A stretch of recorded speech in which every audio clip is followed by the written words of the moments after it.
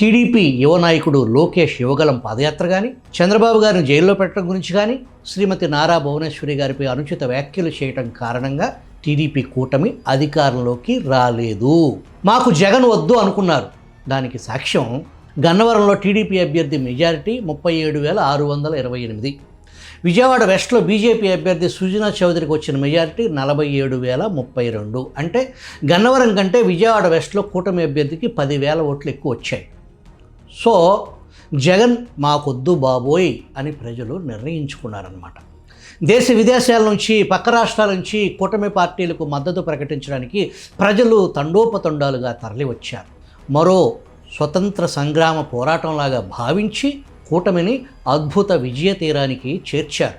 కూటమి ప్రభుత్వం ఏర్పాటు చేసి 2 సంవత్సరాలు కావస్తుంది. ఇక్కడ కేవలం అధికార ప్రతిపక్షాల మధ్య పోరు కాదు, ప్రజాస్వామ్య సంస్కృతి, రాజకీయ భాష, పాలనా ప్రమాణాలపై ఇంకా సాగుతున్న పోరాటం. సభలోనూ సభ బయట వ్యక్తిగత దూషణలు, కుటుంబాలకు అవమానాలు, అత్యంత అసభ్య భూతు రాజకీయం ప్రజాస్వామ్యానికి అసలు శత్రువులు.